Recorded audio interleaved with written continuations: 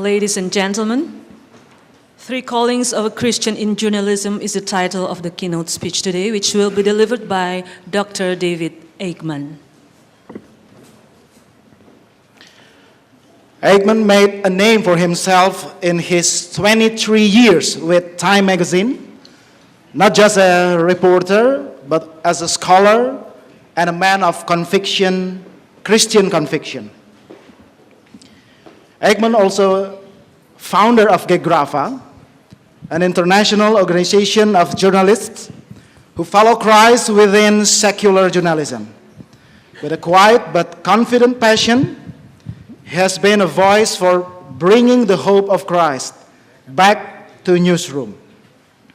Today, Aikman is a writer and educator, author of 10 books. He teaches history and Russian, and is a writer in residence at Patrick Henry College, a Christian liberal arts school in the suburbs of Washington, D.C.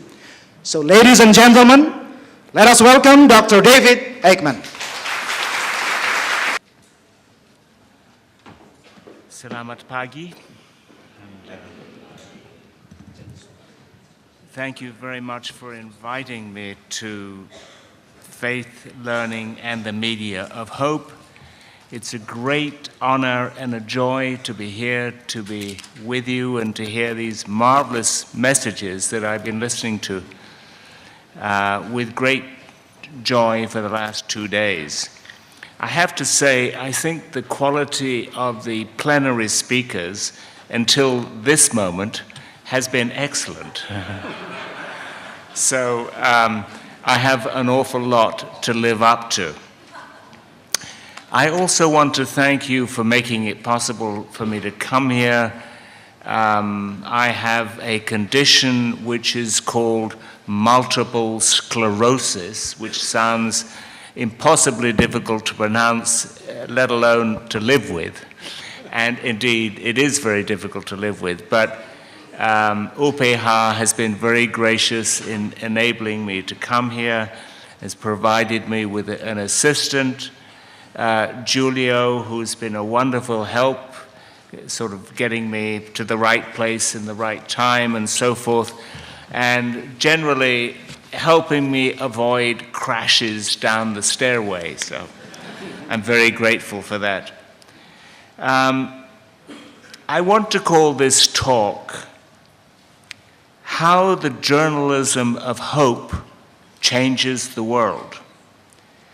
Now, I teach currently at Patrick Henry College, a small private Christian college in Virginia, about 50 miles from Washington, and I've been doing this for about 8 years. But as you heard in the introduction, my doctoral training is not in journalism, it's actually in history. And I don't think I'm qualified to teach journalism in a way because I've never studied it. I've just been a journalist. And my wife is who's an experienced former reporter for the Associated Press in a very difficult location, Beijing, China.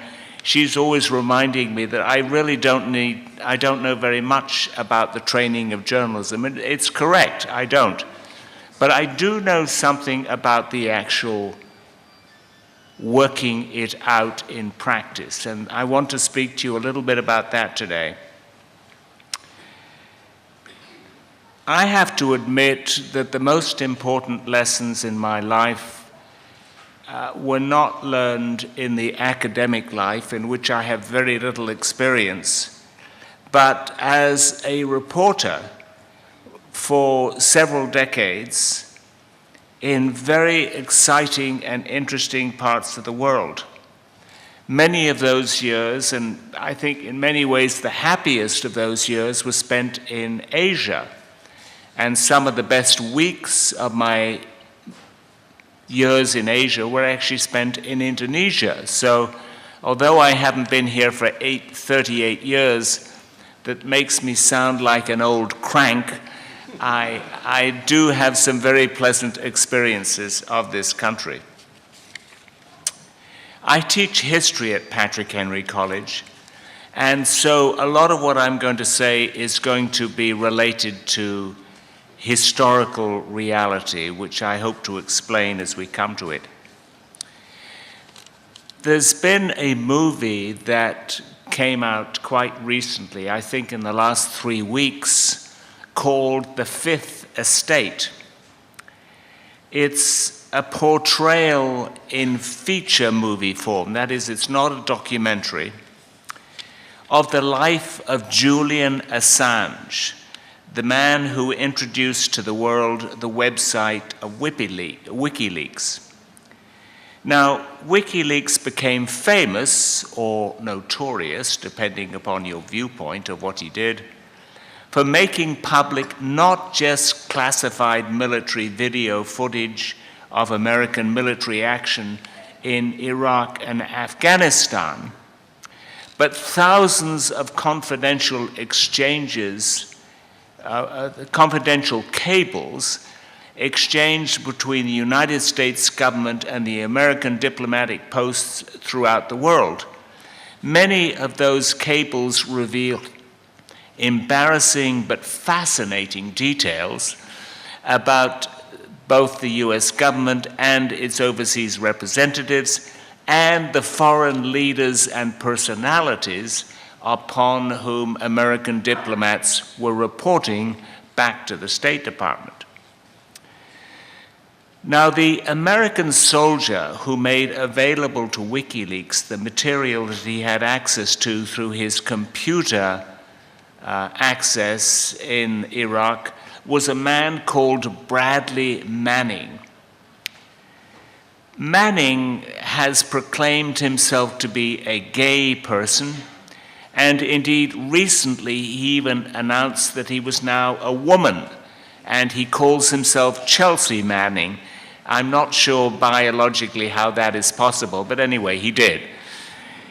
And poor old Bradley Manning got 35 years in prison for violations of the United States Espionage Act.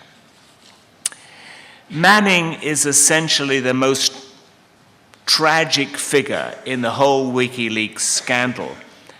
A man of apparently tormented sexual identity who, while on deployment in Iraq as a talented intelligence officer, once went into a screaming fit on a parade ground, and he had his access to weapons removed from him because he was considered rather dangerous, understandably so.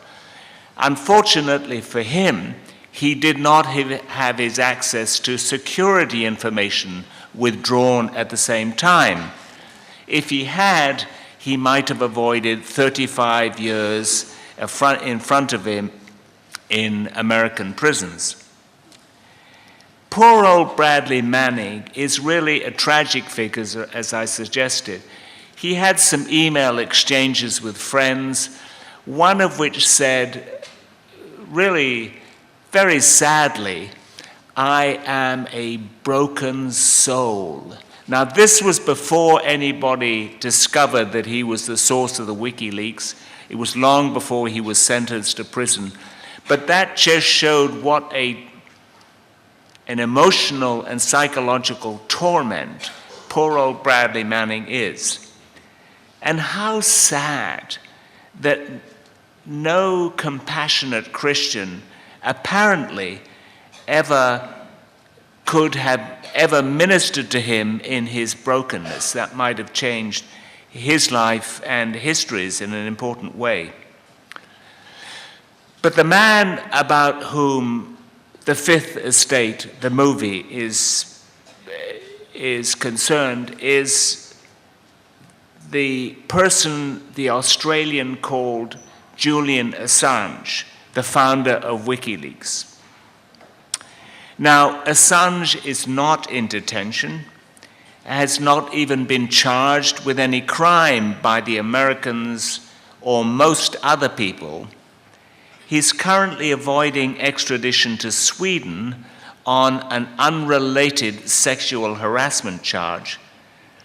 and he has accepted political asylum in London in the embassy of the Republic of Ecuador, whose president hates the United States, and he also hates freedom of the press, but Julian Assange doesn't seem to be worried about this conflict in his viewpoints. Assange defends his publication of government documents on the grounds that much of the wickedness of the world is brought about by governments keeping secrets from their populations. That may be true, but there is no evidence so far that the publication of that wickedness prevents it happening in the future. Assange has been featured in documentaries and in news footage as a sort of self-styled heroic figure who interrupts interviews on television with the statement, "Excuse me, I've got to go and stop a war." He thinks his role is one of basically preventing mankind from further wickedness because of what he's revealed about it. He's become a very self-obsessed, egotistical person, somewhat like he's been compared to Mick Jagger, the rock star. Wherever he goes, he's surrounded by female groupies who want to shake his hands and become a little better acquainted. And Assange seems to have accepted this adoration of his fans to his own regret, because he's now facing accusations from two Swedish ladies that he improperly related to them while he was on a visit to Sweden, and they have pressed criminal charges, and the only reason he is not in Swedish hands facing prosecution is that the Ecuadorian embassy in London has thumbed its nose at everybody's government and is giving him asylum.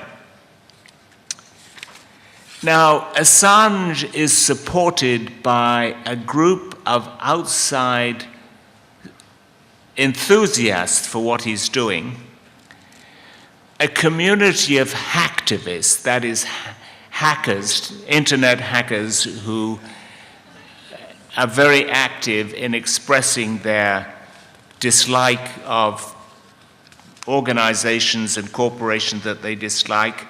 And this group of people are call themselves anonymous.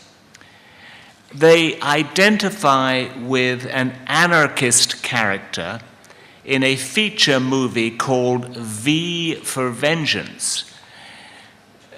The movie is rather interesting. It's quite good, but it's very inflammatory. It depicts a world of a totalitarian dictatorship government in England in some time in the future, in which one hero is defying the dictatorship of the government by blowing up everything he can. And he identifies with a real Englishman who lived in the beginning of the 17th century, a man called Guy Fawkes, who in 1605 was caught by the authorities attempting to blow up the House of Commons. And so the character in V for Vengeance wears a mask which depicts dramatically what the face of Guy Fawkes would have looked like. And the supporters of Anonymous identify with this anarchist Guy Fawkes by wearing the Guy Fawkes mask. Those of you who have seen photographs or video footage of demonstrations of Anonymous, people who are supporting Julian Assange, will know what I'm talking about. So Assange uncovered these incredible details of American diplomatic correspondence. He made them public thanks to the fact that this poor soldier, Bradley Manning, had done all the hard work for him. And Assange is not in detention, and in fact the Americans, as I've said, haven't actually charged him with any crime. But the challenge is that Assange is part of a community of people we did not find on the planet Earth until the French Revolution, believe it or not. These are people who believe that they have an understanding of human nature so that they can change it. They don't think God can change human nature. They don't believe there is a God. They think they can. And ever since 1789, we've had groups of people ranging from the French revolutionaries to the Marxist-Leninist revolutionaries in Russia, China, Cambodia, Vietnam, and everywhere else, who have said, God doesn't exist. It's impossible to make people behave morally or ethically by preaching the gospel of Jesus Christ. We have got to change the way people are by forcing them to behave in a certain way through our rules and regulations. Now, this is very interesting. The man who first thought that up was the French revolutionary Robespierre. And Robespierre talked about the word terror as a good thing. Terror was the way you could force people to behave virtuously. And he wanted to create, this is Robespierre, a virtuous society in France. And he thought this could be done by making very tight rules and punishing people cruelly who didn't respect those rules. So Robespierre quite openly said, I am a terrorist. That is a good thing, because I am creating the terror that makes people virtuous. Now, we saw, of course, how Marxists had the same view. They thought God didn't exist, and they alone understood history. The way people behaved the way they did, good or bad, was because history was making them do it. So, if the Marxists were able to change history, then people would behave better or differently. And so we have seen what Marxist revolutions have tried to create through a very cruel totalitarian government in places like Russia, the Soviet Union, and China, and even Cambodia and Southeast Asia under the control of the communist regimes there. Now, the Fifth Estate is a category in which I think Julian Assange belongs, a category of people who view the internet and communications as a vehicle for changing the whole of creation on Earth. I mean, it's a very ambitious objective these people have. But there are some people in the Fifth Estate who don't quite belong in the totalitarian change model. And I would include, for example, the American sovereign government in any future time. Both men, Assange and Snowden, have demonstrated that they think they have the right to make public any information, even if it's classified as secret by a sovereign government, if, in their view, the interests of the public at large are better served by having access to this information. The difference between Snowden and Assange is explained by the difference in the hubris and pride of the two men. Assange thinks he can change human nature. Snowden seems to think he can reform certain behaviors of certain governments. So I think that's an important difference to make.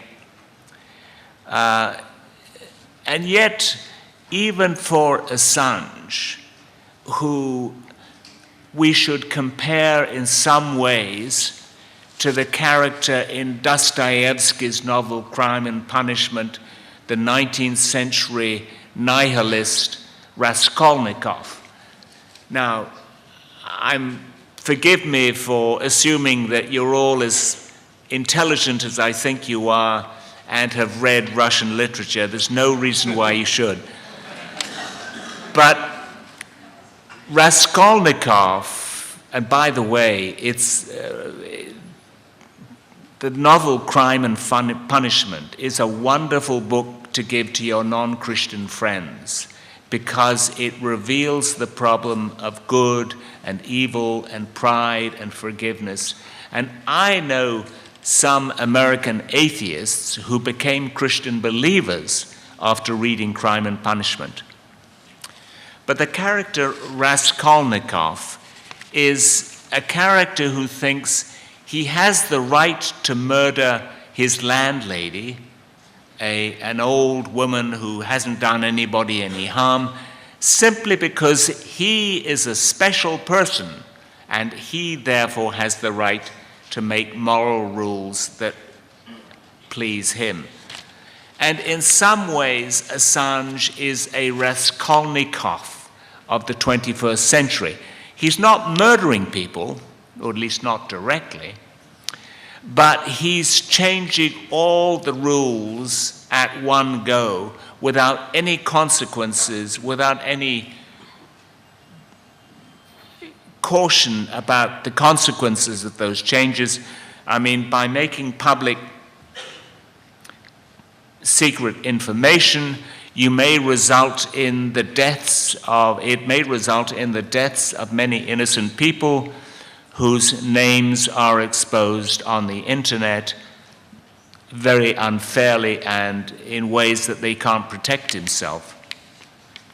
So I think we should have compassion for people like Julian Assange, not because we agree with what they've done or we approve of them, but because in many ways they come to this nihilism, this anarchism, this desire to change by destroying existing rules through conditions in their own life over which we should have compassion. Julian Assange has said that he changed his residence 30 times before he left high school.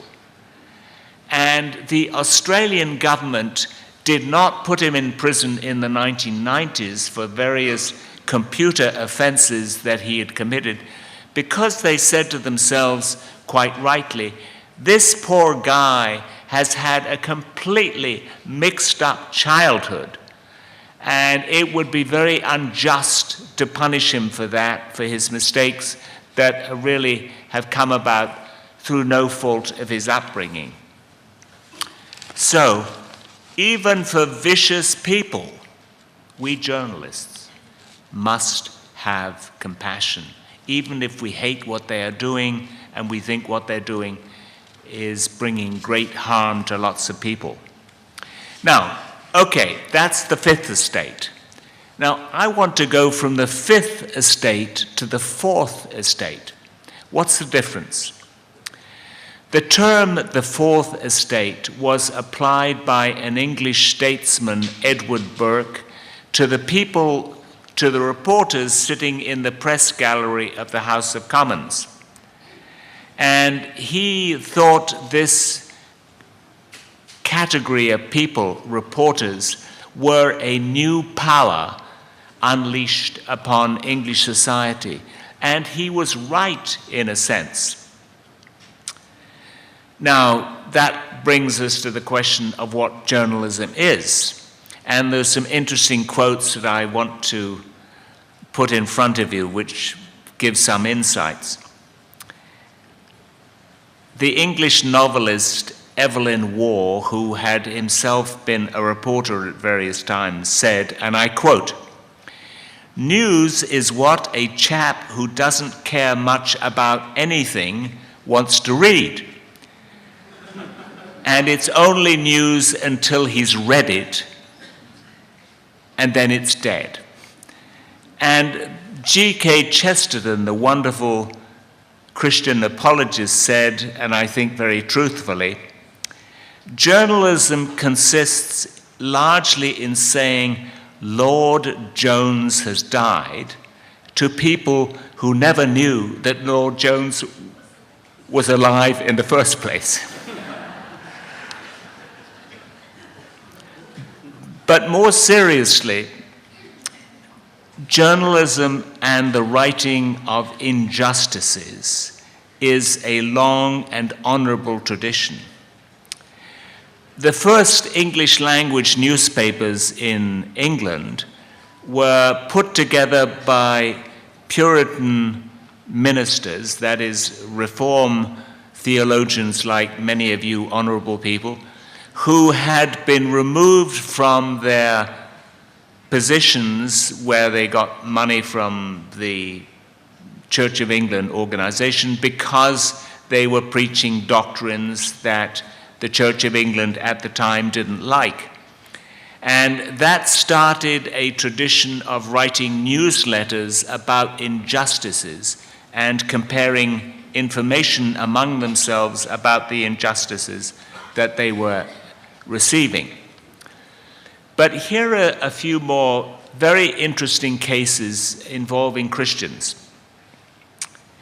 More than 100 years ago, the Chinese reformer who led the revolution in China which overthrew the imperial dynasty was a man called Sun Yat-sen. You've probably heard of him. Sun Zhongsan, if you want to know the Chinese name.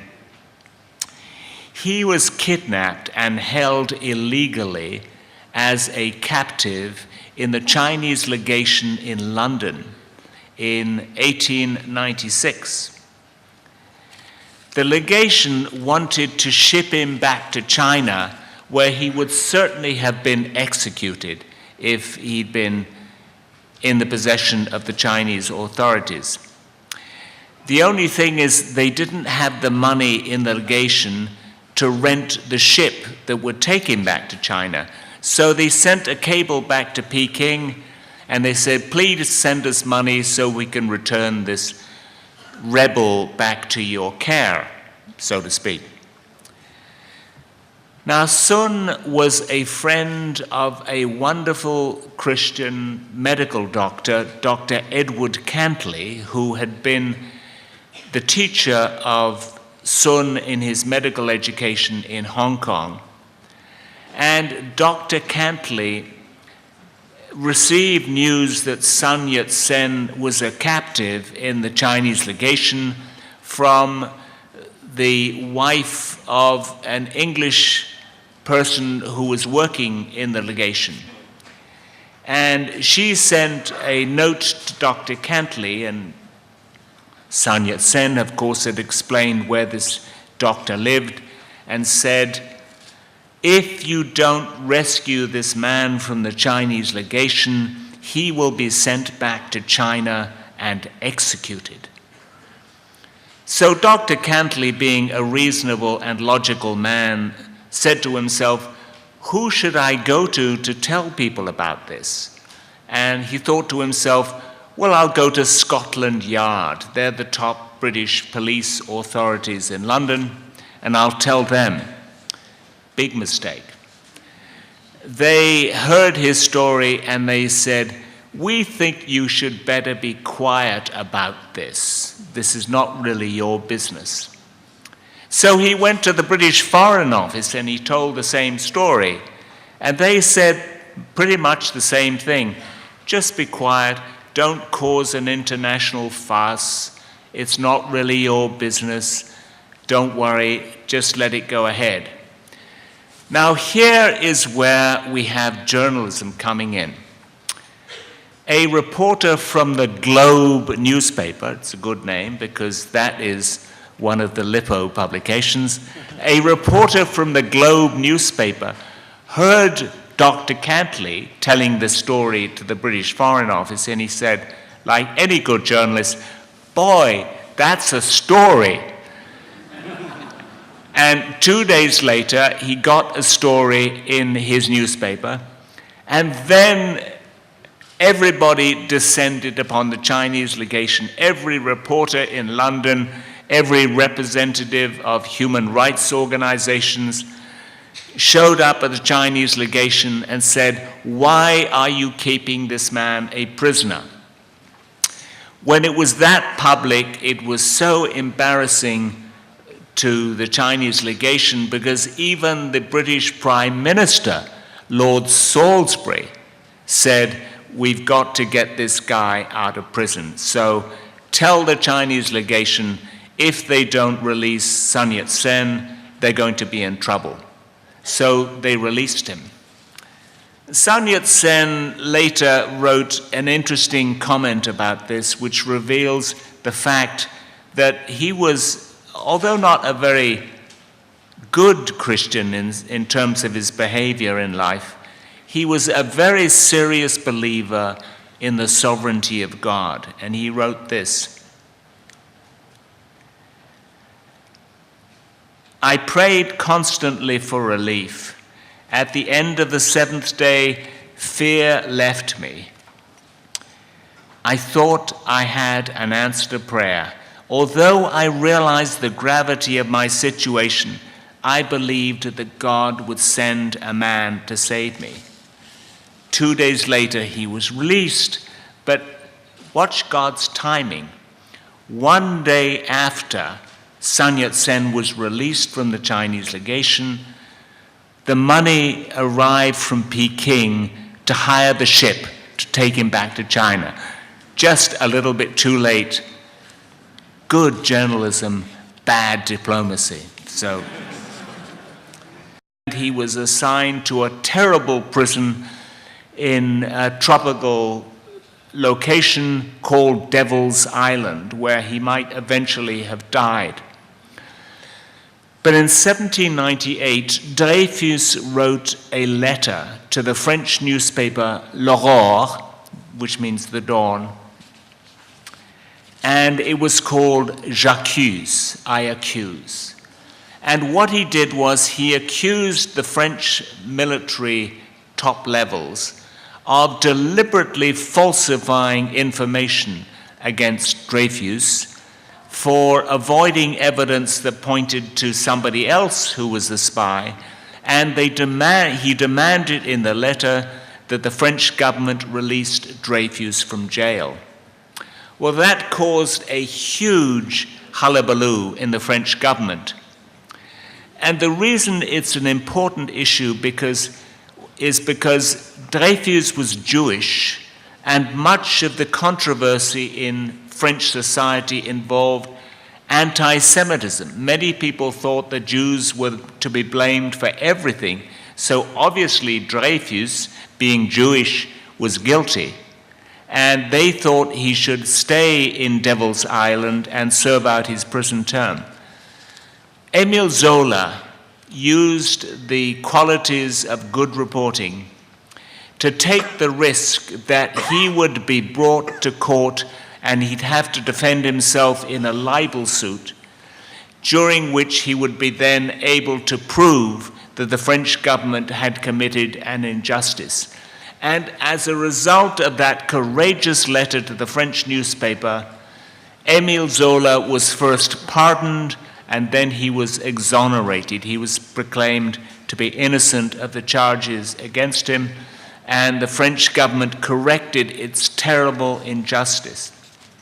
That was a wonderful example of journalism being used in a good sense to reverse injustices against specific people. But not all the stories of journalism criticizing tyranny are happy ones. One of the most extraordinary men of the 20th century as a journalist was the German Fritz Gerlich. Fritz Gerlich was the editor of a newspaper called The Straight Path. He was a very strong critic of the Nazis, of the National Socialists. He was also a critic of the communists because he knew both Nazi and communist regimes were tyrannies and would lead to terrible warfare. Poor old Gerlich, he had said something that is sometimes attributed to Edmund Burke. The worst thing we can do, the absolute worst thing, is nothing. He was talking to journalists then. And then he wrote, Mut ist Gottes Gabe. Courage is God's gift. Well, it was God's gift to Gerlich, but he paid the ultimate price for being courageous enough to be a testimony to justice and mercy. He was imprisoned by the Nazis in early 1933, sent to the prison, to the concentration camp in Dachau, and then he was shot in June 1933. So courageous journalists, and this has been documented ever since then, time and again have paid the ultimate price for standing up for truth and justice.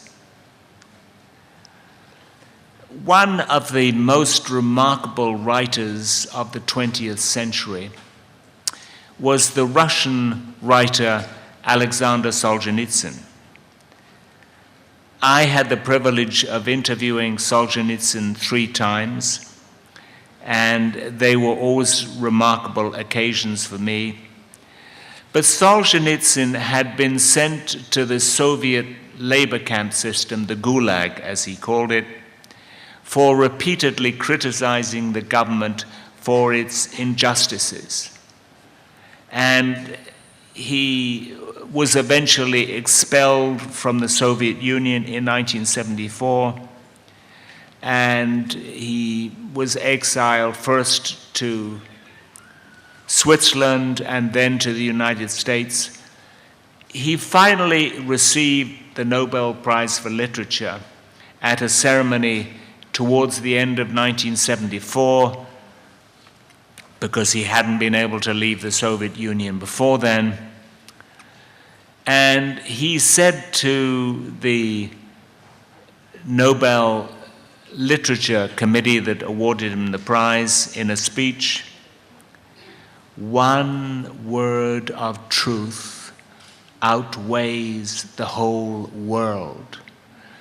And Solzhenitsyn had demonstrated that by speaking truth to power, you are performing a supreme moral act, an act of great courage. Now, it's interesting about Solzhenitsyn, he didn't start off as a Christian. He started off as a Marxist-Leninist who criticized Stalin, but he thought Lenin was basically okay. It was only through his years in the Russian labor camp system when he began to meet Russian Baptists who were in prison and began to see the quality of their lives as prisoners that he eventually converted to Christianity. And he wrote in his autobiography, the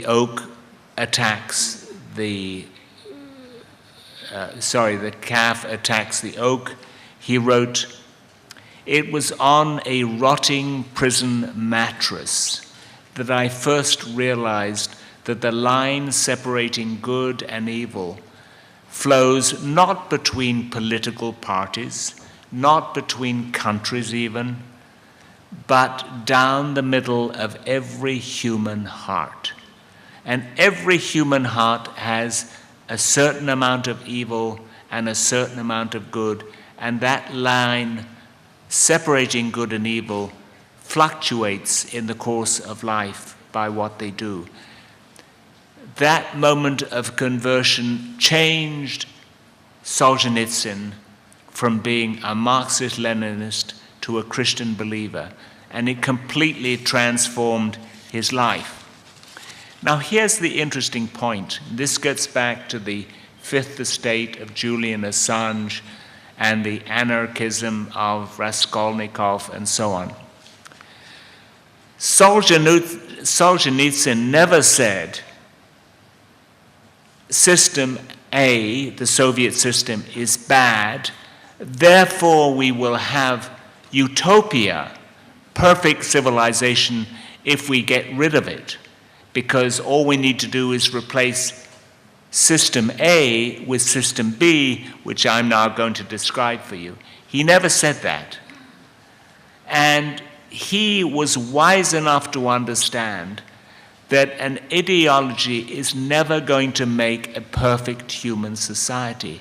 Only God can do that, and God can't do that basically until he returns, because the human race is in such a mess and is so seriously disrupted by its own sin.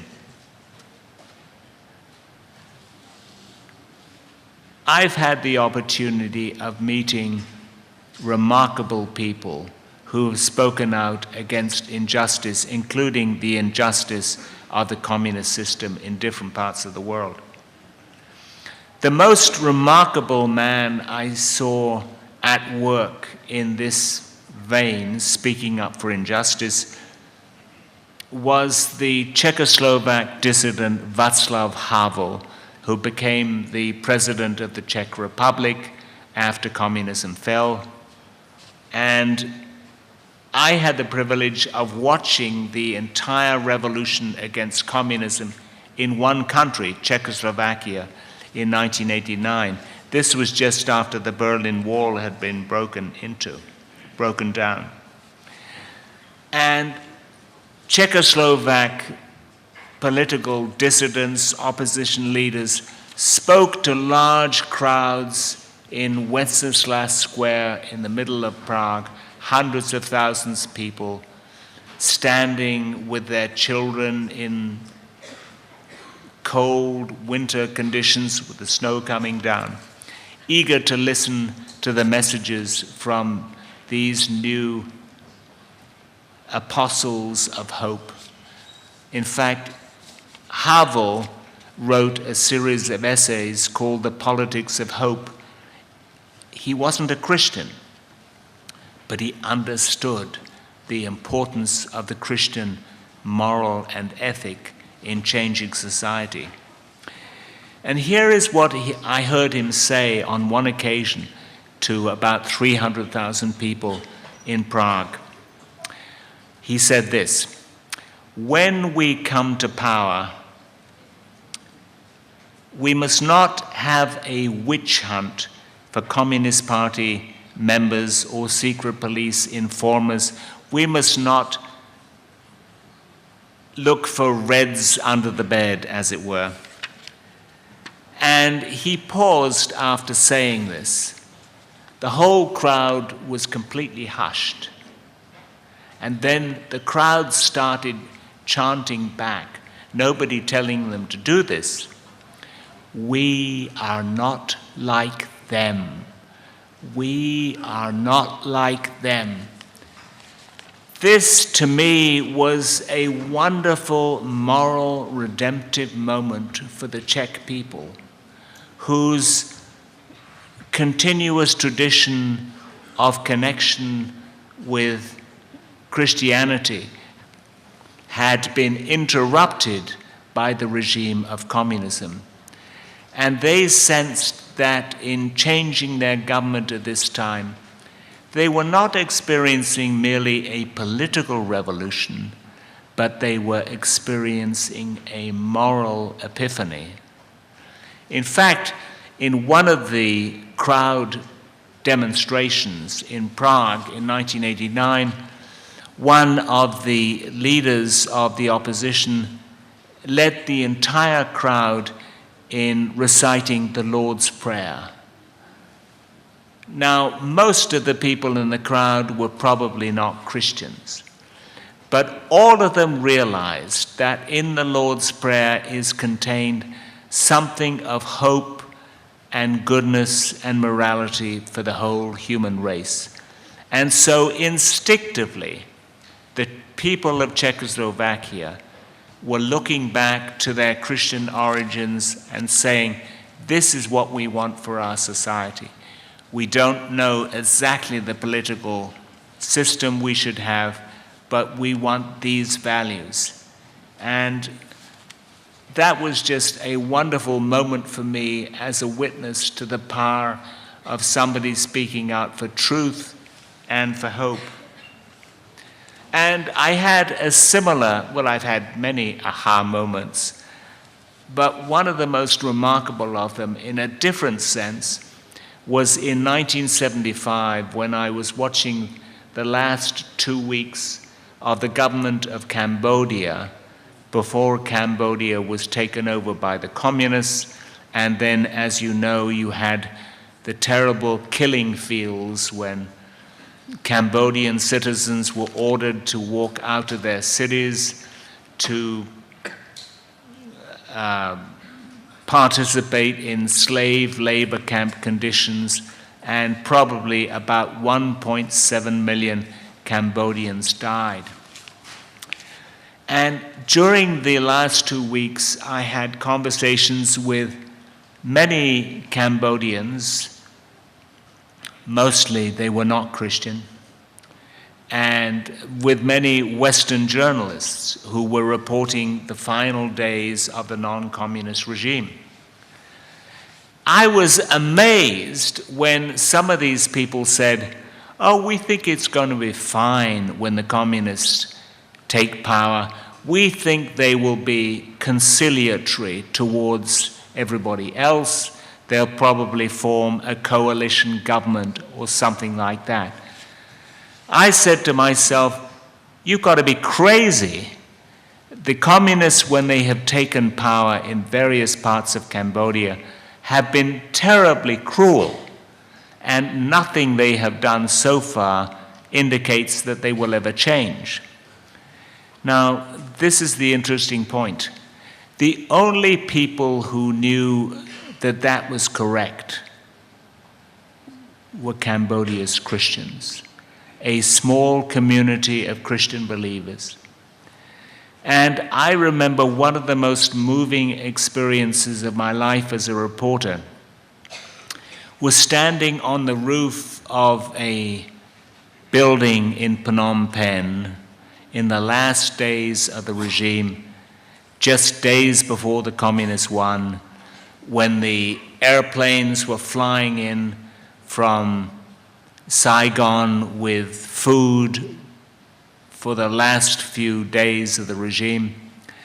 And on the rooftop of this building, which served as a church for the Cambodian Christians, was a baptismal service. About 12 Cambodians of this church were going through the process of baptism in a water tank, and they ranged in age from about 12 years old to about 60. And I thought to myself, why is the Lord giving me the privilege of watching this? Because I knew, as the Cambodians knew, that as they went through the baptismal service, they would almost certainly consign themselves to be murdered by the incoming regime. They knew that going through baptism in that situation was a death sentence, and yet they eagerly accepted it for the glory of Jesus Christ, they were willing to pay the price. And I thought, I have no right to be in the same space as these courageous people. And yet the Lord has given me the opportunity to be here because I think He wants much of the rest of the world to know what is going on. There are other examples of men and women who have bravely spoken out against injustice. And one of the most interesting ones, and I think one of the most misunderstood, is Nelson Mandela, who brought about the change from apartheid in South Africa. Now, I have to say, I never met Mandela. I'm very sorry to say I tried to meet him, but he had obviously more important things to do than meet with me, which I think he had every right to believe. But Mandela, even as a prisoner in Robben Island prison off the island, in an island just a few miles from Cape Town, he was a Christian believer. And he had become a Christian. Well, he'd been a nominal Christian as a Methodist youth leader long before he became a revolutionary. But he seemed to go through a personal conversion experience as a result of watching film clips of the Crusades of Dr. Billy Graham. So he'd given his life to Christ while in prison. And the effect of that conversion upon Mandela was incredible.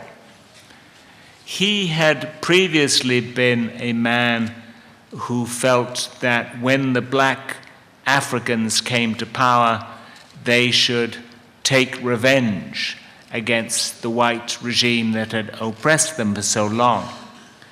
But he took a completely different view from his African National Congress colleagues in the last few years of imprisonment. And he said the way we should approach the change of government is by forgiveness and reconciliation. And he set in motion a process of change that spared South Africa from terrible, vengeful murder and killings. And it didn't set South Africa on a pathway to perfect harmony. There are still many problems in South African politics and society. But for the moment of change over, the black people of South Africa followed the example of Mandela and said, we are not going to murder all the whites in their beds at night. And believe me, I was in Washington in the 1980s when many people were very angry about apartheid. They were trying to form American political policies that would pressure the white South African government to stop apartheid. And the fear was in Washington at that time, and I think in many parts of South Africa, that one day all the whites would not get up in the morning because their throats had been slit at night by blacks who worked for them. That was a real fear. And what made that fear not come to life was the example that Mandela made in demonstrating forgiveness. Now, Mandela has not been very forthright about his Christian belief since coming to power. He has not said, I did this because I was a Christian believer. But clearly, his emphasis on forgiveness was based in an embrace of the Christian morality. And that is what spared South Africa a Holocaust which would have been really terrible. Now, many journalists wrote about the system of apartheid. Many spoke up bravely against the injustices of apartheid. And a few of them were insightful enough to see what Mandela was doing when he came to power. I have found as a reporter that there are certain commonplaces about the human race in every part of the world, regardless of ethnicity, religious background, or ideology. People in general want three things once they've got basically food in their stomach. They want truth, they want justice, and they want freedom. And very few of those people would deny that they also want hope. The only thing is, most people who come up with theories to provide freedom, justice, and truth don't really have the capacity to offer hope, because they don't know the only true hope, which is in Jesus Christ. But I think one of the great challenges of being a Christian reporter is precisely to give an answer to everyone who asks us why we have hope. Hope, as you all know, and you Reformed theologians certainly know, is one of the theological virtues. In the book of Romans, we are told, for everything that was written was to teach us hope. Sorry, everything that was written to teach us so that through endurance and encouragement of the Scriptures, we might have hope. That is Paul the Apostle talking to the Romans and saying everything that's ever been written in God's Word was to teach us to have hope. And I think that is one of the most wonderful things any Christian who is a journalist ought to bear in mind. I remember when he was visiting the United States, Boris Yeltsin, the Russian president, said some very interesting things, and I happened to get to know him reasonably well on one of his visits, and he saw me reading the Bible, and he said, "Oh, you're a Christian?" And I said, "Yes." He said, "Well, I found that all the Christians of Moscow voted for me in the election, which is one of the reasons I came to power." And I thought that was a very interesting comment, because Boris Yeltsin had been a communist. He'd stopped being a communist. He'd embraced the democratic way of life. He'd embraced capitalism. But as far as I know, he had not become a Christian. But then in 1992, he made a state visit to the United States. He was invited to make a speech to a joint session of Congress. He was being honored by the United States government for his work in bringing an end to communism. And he gave a press conference at the National Press Club in Washington, D.C. He said a very interesting thing. He said, "A few years ago, I saw the red scarf of the young pioneers around the neck of my grandson Boris, and I tore off the red scarf and I put a crucifix around his neck." And then he said something even more interesting. He said, "I think in Russian schools, we should not be teaching ethics in a neutral or a materialist framework. we should be teaching people the morality of the New Testament.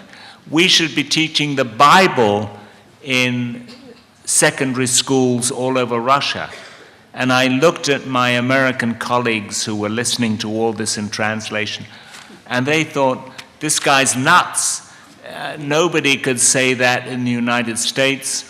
You would be sued by the ACLU and attacked as a fanatical right-wing extremist or something.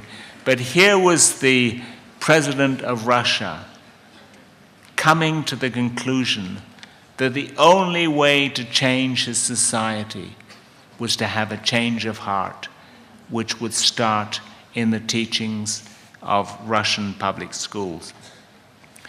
What a joy to be a Christian, to report that and to watch it actually happen. We who are Christian reporters in the modern era need to distinguish between those people who want to defy God and claim to know how to change human nature and make it perfect, from the people who see injustices and imperfections and want to speak out against them and to see them changed. It's a very crucial distinction. If we want to change human society by changing all the rules of human behavior through a government, any government, we will create a totalitarian hell of a dictatorship. And I don't think that's anything we want to see. Pope Francis, I'm used to speaking about Pope John Paul II. Pope Francis last week was speaking out against human trafficking and the modern condition of human slavery. He said a very interesting thing. He said slavery was a very great evil and we must end it, and he's absolutely right. But Pope Francis did not say, I have a system in mind that will eliminate all the evils, including slavery, from the human race.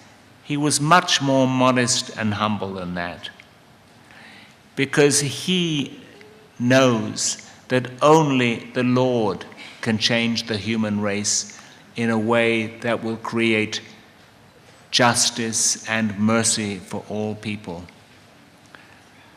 We must remember as Christian journalists that we must criticize injustice, criticize people like Assange, who is an anarchist and a nihilist and is very arrogant and who thinks that he can change the whole of the human race. We must criticize people, those people, but we must be compassionate towards them.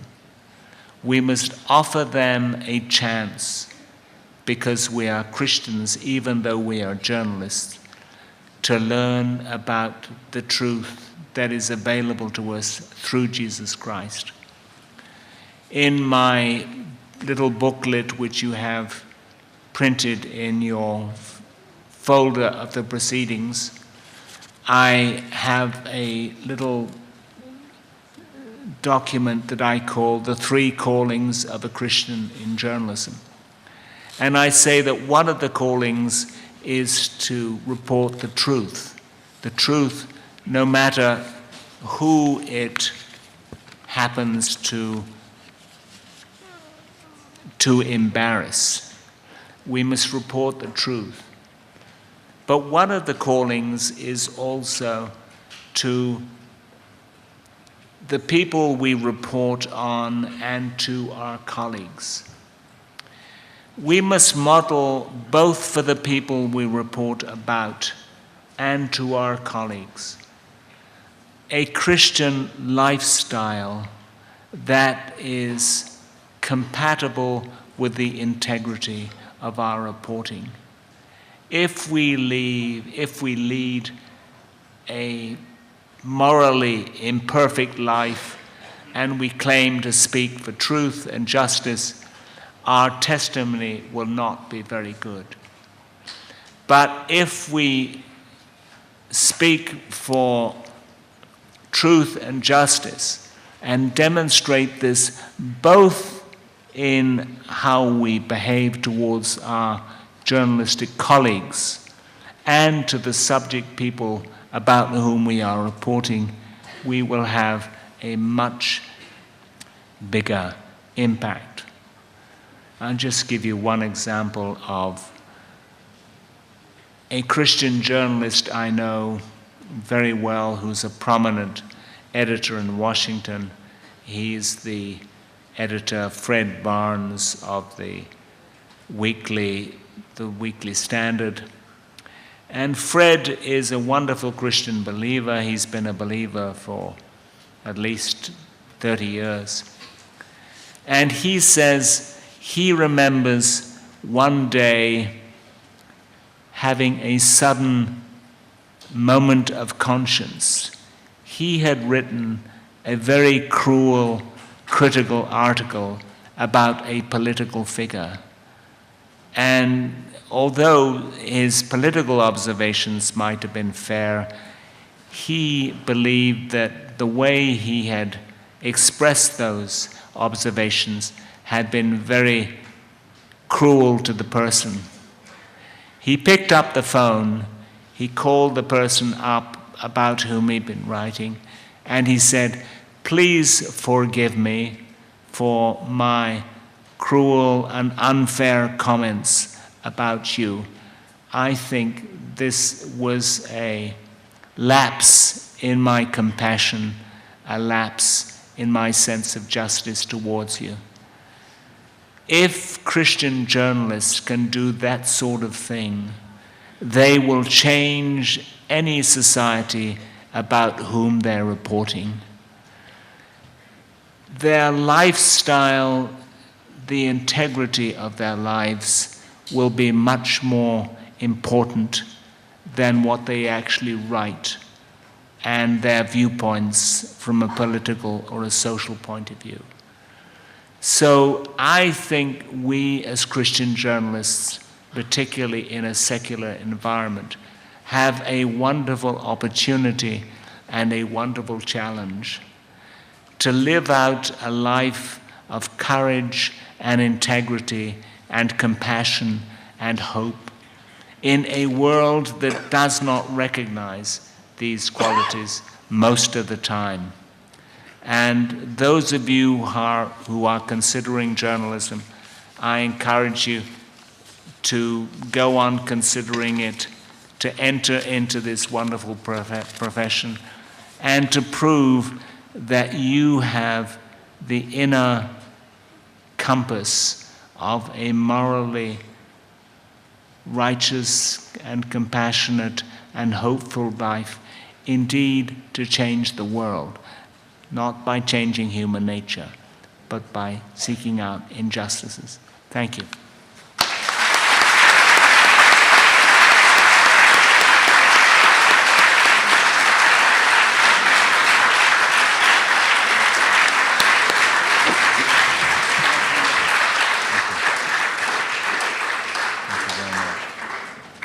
Ladies and gentlemen, we'll have 15 minutes coffee break before the next session, and refreshments are served in room 503. Pengumuman. And then now QA session is coming up. Let us welcome Dr. Michael Longino as the moderator, and of course Dr. David Ekman as the source person.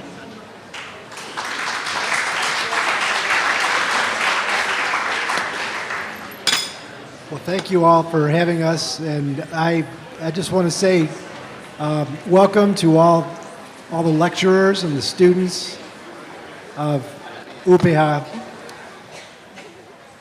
We feel honored that you have welcomed us into your campus and into your university.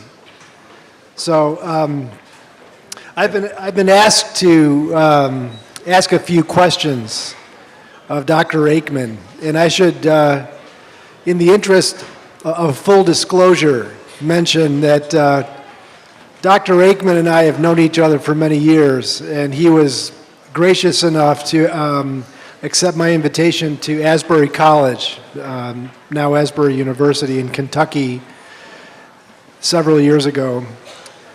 So Dr. Aikman has eaten at my breakfast table, and he survived. And he survived. He's okay with that.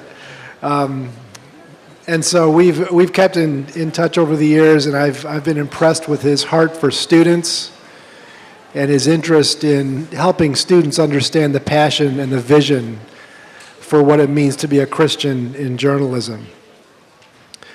So, Dr. Aikman, I have some questions that I'd like to bring. I have a permission from Dr. Janine Allen that it's okay for me to ask a few questions before we turn the microphone over to some of you. So I hope you'll be thinking of some questions, and then we'll let you have an opportunity here in a moment. Dr. Dwayne Litvin spoke yesterday about the importance of Christ being central to all we do as believers, as those who are part of Christian higher education in particular.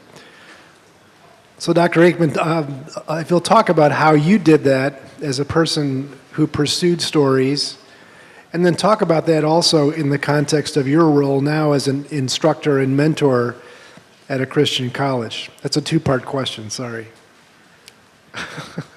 Well, first of all, let me present a greeting to fellow journalists who are in the audience, and I've always wanted to say this, fellow hacks, welcome. A hack is a rude term for a journalist, but it's used by journalists to describe themselves, so it's okay. Well, thank you, Michael, and thank you so much for your wonderful involvement in this whole project. I think how I tried to act, and no doubt failed many times, or most of the time, as a Christian journalist in a secular news organization was to try and strike a balance between being straightforward about what I believed and not being insulting or combative towards my colleagues. I don't think anybody had any doubt where I stood on the Christian moral spectrum at any point, but I tried to avoid giving offense by implying that they were sort of condemned to Hades for their views and so forth. I remember, maybe I can illustrate this by a conversation I had in 1979, or maybe it was 1980, when the American hostages were held captive in Iran by the regime, and the American government was trying to negotiate their freedom, and in fact, it organized one attempt to rescue them militarily, which was a failure. And I had a conversation with a colleague at the magazine where I worked, and I said to him, and I think I was, if you'll pardon the presumption of saying this, I think I was speaking prophetically, because I had a sense of what the Lord was doing in all this.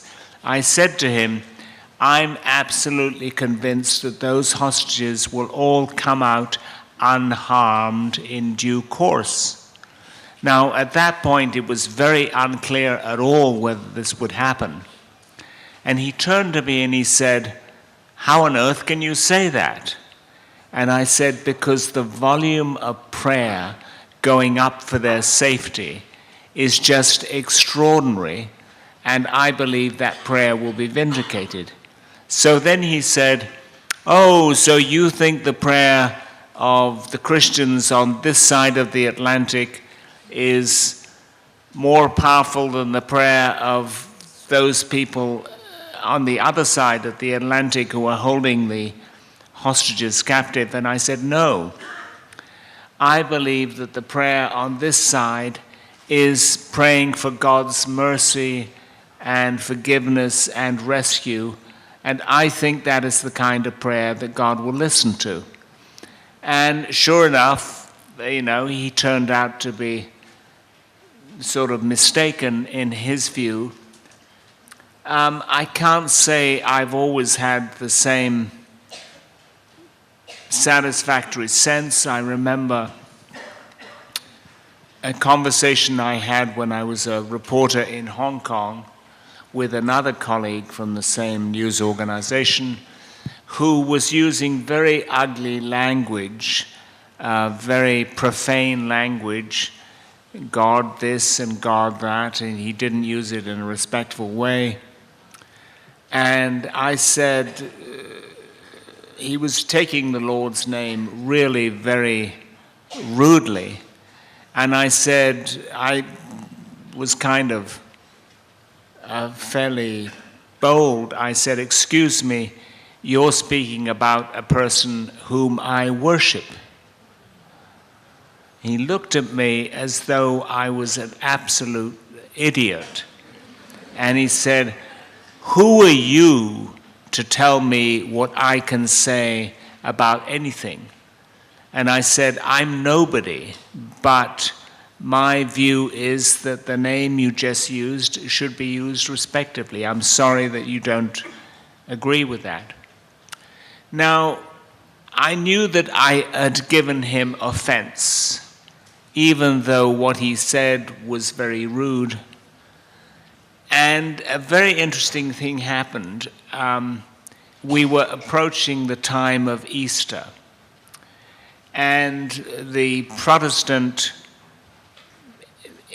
community church that I worshipped at in Hong Kong had a very nice Easter service on Good Friday, which I went to. And while I was at the Easter service on Good Friday, the Lord convicted me, and I felt that what he was saying was, yes, you expressed joy and identification with me, but you expressed yourself to your colleague in a rather arrogant way. So I thought, my gosh, what do I do? And I felt the Lord was impressing upon me that I needed to go back and apologize to him, although what he had done was very offensive. So I went back and I said, "Excuse me, Bill, I want to apologize for being rather forceful in the way I objected to your speech. And I realize now that that was not a very gracious way of doing it." And he looked at me as though he'd never heard anything like this. He was absolutely astonished. He'd never been asked for forgiveness from anybody who called himself a Christian. And he was so amazed that he completely changed in his attitude towards me. And I realized that it wasn't anything I had done, but what he had seen was a brokenness in spite of my Christian faith, and he responded to that in a very positive way. And I just would summarize by saying, I think we Christians need to admit that we are broken, even to the people who are offended by who we are, and especially, actually, to the people whom we inadvertently offend, because I think that can change their attitude towards our confession of faith in a very dramatic way.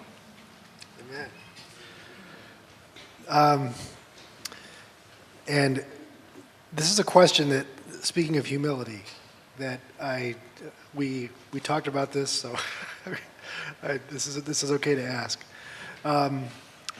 Anything is okay from a fellow hack. Dr. Rod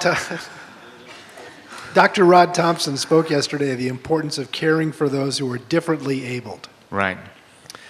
In fact, he went so far as to say it's central to understanding the mind and heart of God toward people.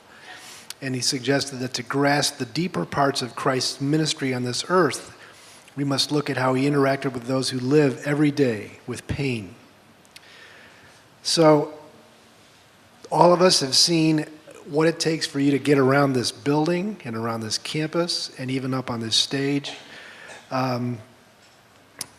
Talk about that in your experience as someone who has had to experience what that means to be a person living with being differently abled, maybe for the first time ever in your life, and Right. how that's affected your perspective on the Lord in your life and on those who are similarly struggling.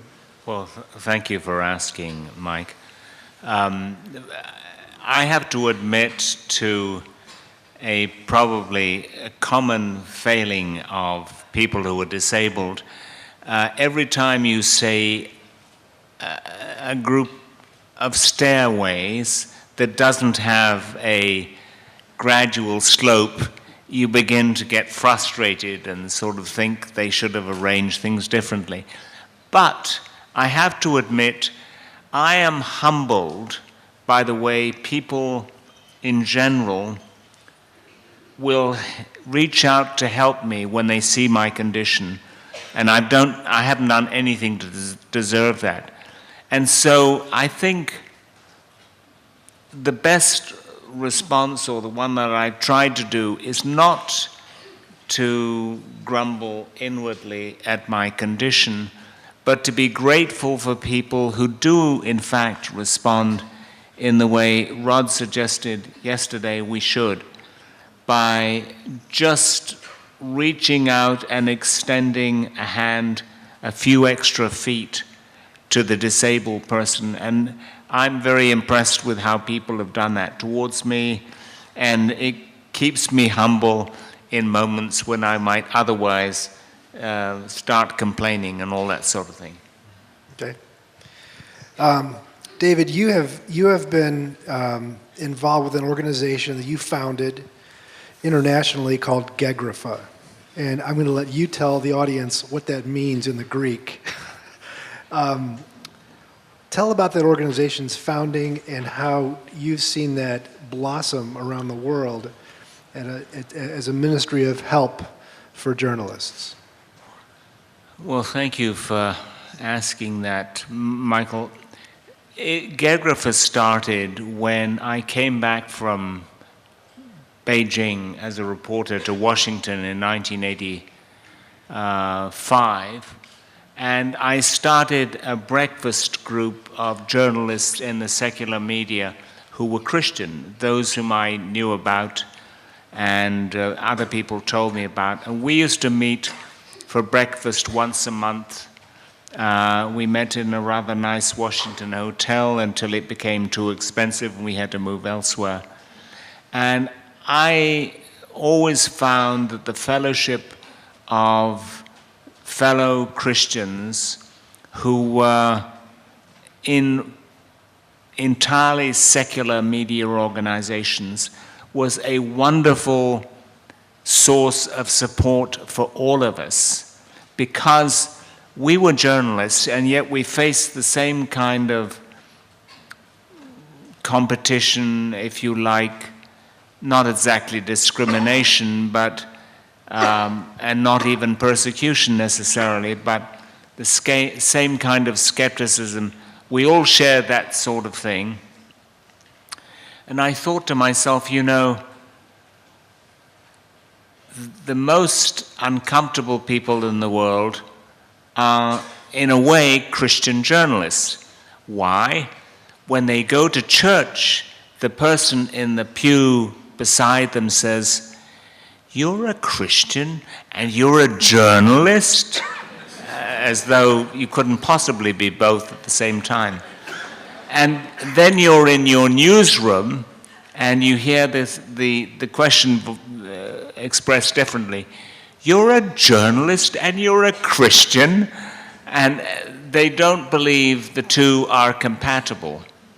So I started the organization Geographer in 1998 to be a forum in which Christians in the secular media could encourage each other and express their different situations. And Geographer is the name of the organization which I thought up because, you know, you can think of various New Testament Greek words like aletheia.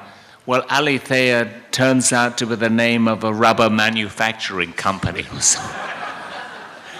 So I didn't think that would work, but Geographer, who on earth has ever heard of Geographer? Well, Geographer's a very important statement in Greek in the New Testament. It means, I have written.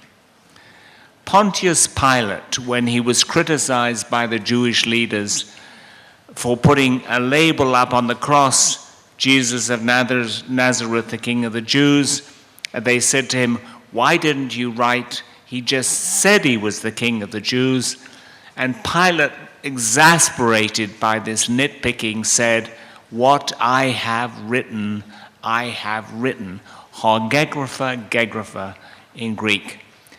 Now, I had a sort of ironic twist to that because every journalist can say to his editor, I have written this, because that's what he does. And so what I have written is both an expression of journalism and an expression of identification with a person who inadvertently acknowledged the lordship of Jesus Christ because he was faced with the reality of Jesus. Actually, I have to say, if you follow the conversation between Jesus and Pilate, I think in John's Gospel, I may have been confusing this with Mark, you can imagine a Mike Wallace-like character with a microphone in his hand. Let me try and do this. So he says, so you are a king then? And he moves the mic over. And Jesus replies, yeah, I'm a king, but I'm not a king of this world. So in a sense, the character of Pilate is performing the role of an investigative journalist. He doesn't do a very good job. But for a moment, Pontius Pilate seems like the honest reporter, and I think we ought to give him credit for that. Well, thank you for your patience. We'd like to open the floor now to any of you that have questions for Dr. Aikman. Yes, Ibelusi.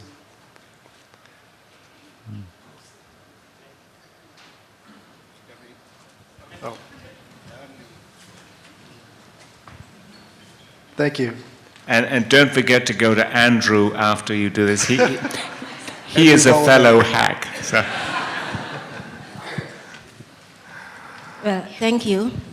My name is Lucy, Michael's friend from UPH. Thank you for the inspiring words, Dr. Aikman. It's very interesting that you mentioned Dostoevsky's Crime and Punishment. It reminds me of another great work by the same author, The Brothers Karamazov. Right. Especially its famous line where Ivan Karamazov says, if there's no God, everything is permitted. That's right, yeah. On the other hand, people like Azang, who probably does not believe that there's a God who Right. governs the universe Right. and is the source of morality, Right. plays God, sets their own standards of morality, and be the superhero of our time. Right. And it's very interesting the fact that at least two of our real superheroes are journalists or hacks. But I suppose I'm not allowed to use that word, being not a fellow hack. The two are, probably you know, Superman and Spider-Man. And probably, I think, Batman might own a newspaper. Or probably it's Iron Man. So, my question is, do you think that they, being journalists who make the news, decide what is news and what is not, think that they can also do the same with morality, make morality, decide what is moral and what is not? Or do you think that they make morality just for the sake of making news? Thank you. Well, that's a very intelligent question, and I'm happy to call you fellow hack. Well, I think the news media can be criticized for a lot of things, and one of them is sometimes editors and producers presume to imply a certain morality which they think everybody ought to have, and whether they have it or not, they proclaim that in their forum as the way things are. And I think this is a very bad quality of reporting. Now, I have to say, and this is partly a way of answering your question, I think journalists who are Christian believers have to be very careful, very self-restrained, and very modest before they pronounce the viewpoint of being a Christian without having earned the confidence and trust of the people they're working with or writing for. In other words, I'll just give you an example to illustrate this. I'm not in favor of journalists propagandizing for Christianity by getting up and quoting, you know, the gospel or something else. In the same way that I don't support airline pilots who in their announcement would say, John 3:16 says, and you passengers had better listen carefully because if you don't, the plane may go down. I think we have to observe a real humility and modesty in the way we are before anybody will listen to what we say. And that includes editors as well as reporters to speak about the things they're interested in. And if not, how do we begin to persuade the audience? If journalists took this attitude in general, I think they would have a much more favorable reputation in the public as a whole. And that's just my view. I hope that answers your question. But if it doesn't, I will take a follow-up from a fellow hack. And Andrew had a question here.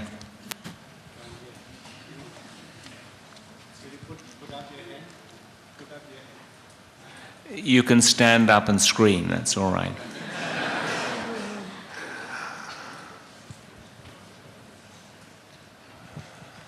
A number of people have observed the apparent correlation between the rise of economic powers and the movement of faith from Europe. Then the States had a run, and now economic power seems to be shifting here in Asia, both where you were in China and elsewhere in Southeast Asia. I just wanted to have you comment on that perception, if that is your perception as well, that as economic power has expanded, first in Europe, then the States, and now here, the movement of God has taken shape, and then particularly what you now see in Asia. Yeah, certainly the movement of economic power has shifted from west to east and is continuing to shift. But so indeed has the center of gravity of the Christian faith. There is an organization which keeps track of where Christians are in the world in terms of how many in each particular country. And the center point of the Christian faith has been relentlessly moving east as more people have become Christian believers in countries like India and China. And what we are seeing is the center, well, not the center of Christendom, but a new Christendom emerging in parts of the world where it wasn't visible before. And I'm very encouraged by what I see happening in China. I've spent a lot of time there, written a book about it, and I'm astonished at the quality of all of the Chinese Christians I've met. First of all, they are people who pray, who believe in the importance of prayer. Secondly, they are very humble people. They don't think they have a right to order the government around or to change the government or anything. They are not political oppositionists, although they do speak up for injustices whenever they see it. And they take risks in doing that.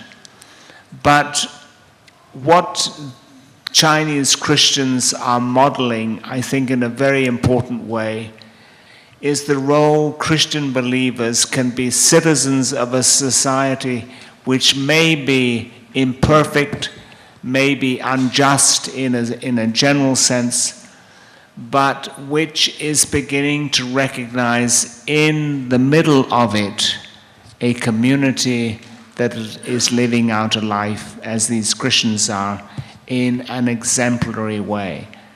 Now, China has a long way to go before it becomes a fully democratic country, or certainly before it becomes a totally Christianized country. But my perception is that when the proportion of a population reaches, that is Christian, reaches about 20%, then the whole tipping point of the culture begins to change. And we've seen this, for example, in South Korea, when the South Korean community of Christians is about 30%. And the attitude of the South Korean society towards the Christian faith is much more open today than it was earlier. How has that happened? Because Koreans have seen Christians who are patriotic, who are not rebels, who are law-abiding citizens, living in their country. They're not perfect by any means. Many of them make mistakes. But they are saying, in general, these are the kind of people we admire, and we want to reinforce those values. That is happening in China. China's percentage of Christians may be about 10% today. Nobody knows for sure. But it is steadily growing, and I think at a certain point, Chinese society will reach a tipping point, and it will accept the morality of the Christian faith as the direction in which to go. And I think that's a very exciting prospect. Sure. Okay, further questions? Somebody in the back? I have a question for Dr. Aikman. I'm Ces from IAPEC International. In the context of teaching learning process, professional development, and marketing of schools, Christian institutions face the challenges and the profound impact of social media, be it LinkedIn, Facebook, or Twitter. Now, what do you think then is the role of Christian education in a world connected by social media and as it faces the challenges of yellow journalism and censorship? Right, another good question. Very intelligent questions from all of you people at UPH, so thank you for doing that. Well, I think the only thing that Christian education can do for people who are involved in it as students or as faculty colleagues is to speak out the truth about justice and injustice, but in a very humble way, and to model the role of a compassionate member of society trying to deal with this. We have to be very modest about what we can accomplish. We can't fix all the injustices of the human race. We can't fix the injustices of our own society. We have a struggle to do that. But if we are consistent and show a Christ-centric model of modesty and courage and compassionate human behavior, I think we will become much more attractive to the people who are around us than would otherwise be the case. Okay, another question? Over here on the side. Thank you very much. I'm from Duta Wacana Christian University in Yogyakarta. May I ask your correction or whatever about so-called peace journalism that Johan Galtung promote, that we should develop peace journalism instead of violence journalism or crime journalism. And how about it is related with the concept of Christian faith journalism that you had mentioned, with the justice, truth, with compassionate and humbleness? Thank you very much. Thank you. I think it's nonsense to talk about a peace generation.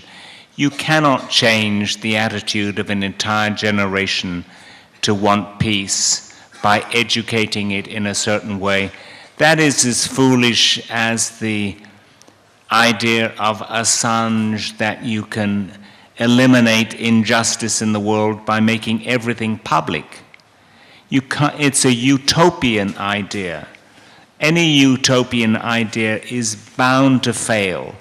And we Christians, although we should support efforts to make peace, we should never join any movement that gives the impression that we can change an entire generation to make it to want peace rather than war. We just don't have that right.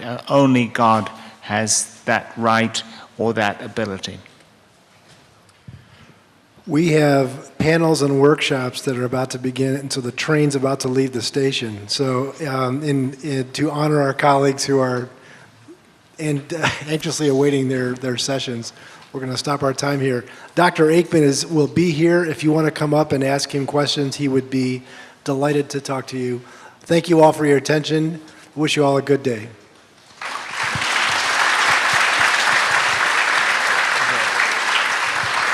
Thank you, Michael.